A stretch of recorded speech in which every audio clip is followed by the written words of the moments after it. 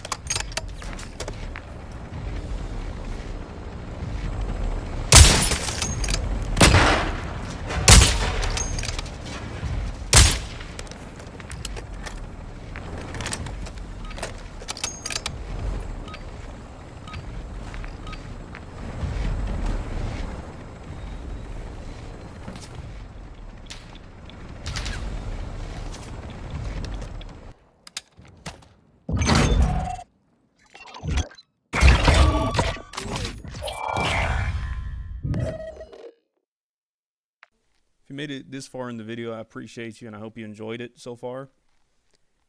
Since this is the first weapon-specific video I'm going to do, I kind of want to talk about the general process for getting accurate stats for the weapons in DMZ. You just search for SimGG Legacy, and it should be the top result here. once you go to the site, all you're going to do is come down here under MW2, click on Gunsmith. So the important thing once you get into the Gunsmith to get accurate numbers for DMZ is that this is how it's going to be set here under the player model here. It's going to be set for multiplayer health. You have to click over here on Battle Royale. Going over the build I used for the bulk of this video, this is my go-to build for the Avancer. Some of this is just really kind of like normal stuff I think that most people would run, like the 60 round mag and the armor piercing I think is very common for how most people run this gun. This, I might be tripping here, but I want to say this grip might be labeled wrong in SimGG. The important part, as you can see up here towards the right, is this grip is the one that has the recoil control benefit. That's what you got to look for if the name does not match up, but I could be making that up. The name might be right. And I run the laser here.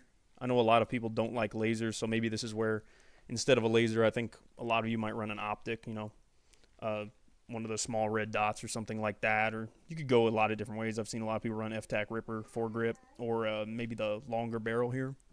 But this is just how I like it. I prefer the added ADS speed. I don't really care about the whole laser giving me away thing. I don't think it's as big of an issue as people make, but that's just my opinion. And then as far as the muzzle, I go with the Komodo Heavy. This is the most horizontal recoil control leaning muzzle there is. So to start out, I want to compare the Avancer to some of the assault rifles that I deem kind of competitors to it. And, you know, a really popular one to start would be the Cast-Off 74U. So we can see here if we hover over the point-blank TTKs, and they carry these for their first damage ranges. That's how it works. The Avancer is slower on chest shots than both the M13C and Chimera, but it's slightly faster than the Cast-Off 74U. It's not really a significant difference between those two. I would say usually there's so many other factors in one of your gunfights in the game that's not really going to be the win or lose necessarily. But where we do get into what makes you win or lose, look at the fall off for the Cast-Off 74U here. It is at 22 meters, and it is pretty steep. Because now, so you get into a fight with somebody at, say, 25 meters. Suddenly that Avancer with chest shots is killing in 715 milliseconds for just 920. That is a significant difference, and that is enough of a difference that could be winning or losing your fight. I think this sort of middle gap here from 22 to 45, you pretty much know you're going to gun somebody that has an SMG in these ranges, but you're also probably not sniping at them. So this is kind of the important area to be using an assault rifle. So now to bring in the M13C and Chimera. So both of these guns, a lot of people know this, they both kill very fast. They kill faster than a lot of SMGs in this game. But here's where the huge difference between the Avancer and these guns is they are both 300 blackout guns, and they have terrible bullet velocity. So if we look here, this is my build on the Avancer. Again, so it has 650 meters per second velocity. If we go over to the M13C, it has 300 meter per second bullet velocity. If we go to the Chimera, which I have these built, by the way, how I would build them. So this has a long barrel that actually adds velocity to it, because that's just the build I like to use with the Chimera. It has 403. And this is a huge deal, because at these ranges, once you start getting past like 30, I would say, you're just not going to be hitting people. It's going to feel weird shooting at them with any of these 300 blackout guns with this really, really low velocity. So I think in practice, that makes a huge difference. These guns have their place. I think they're both good guns, but when you compare as like an all-around weapon, the Avancer just really outshines them there. Now to compare it to two just probably the most two popular assault rifles that people use from what I pick up would be the TAC 56 and the ISO Hemlock. It's clear right away that up close the Avancer kills significantly faster than both of these.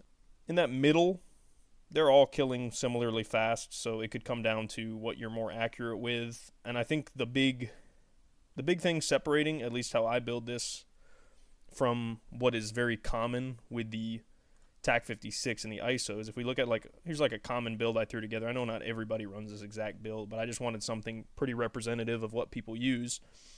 We see a 454 millisecond ADS speed. Then if we look at the ISO, another kind of just a common build that people would use, we see a 525 millisecond ADS speed. Go back to my build on the Avancer, and we got 340. That is way faster. Way faster. So then that comes back to the versatility of this gun when compared to those. For a lot of people, those might be better for a 50-meter fight, but what if it's a 15-meter fight? What if you have to fight somebody that has an SMG out? We can see here, compared to the Vel, it's pretty close in absolute best TTK up close. But once you're past about 20, you see this drop at 20. Once you get there, it opens a over 200 millisecond TTK gap. In the closest damage range, you could potentially kill SMG users. And then when you get into the mid ranges, where most assault rifles shine, you absolutely should kill them. And then I'll throw all the guns I talked about up here real quick, and we can see these are chest TTKs. Another good thing about the Avancer, it's not the only gun like this, because this applies to guns like the Vel too, is when you swap to the lower torso hitbox here, the TTK does not drop. It holds the same fast TTK. Most of these guns have a drop. You can see that the Cast-Off 74U dropped from 736 to 828 millisecond TTK just by dropping into that lower torso hitbox. So that makes a significant difference. And you can see all the lines here. That orange line is the Avancer, and it looks really good with the lower torso TTK. My kind of takeaway on why I feel this is pretty much the best gun in the game is if you were to say you're going to be thrown into a situation, it could be a 5-meter fight, it could be a 50-meter fight, it could be a 100-meter fight where you got to work towards that person. You have to pick a gun. You don't know what situation you're going to get.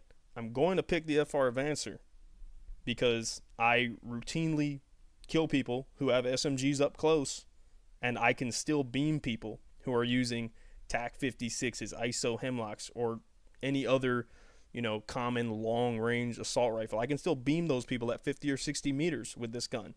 But then, if I do get close to them, the gun dominates.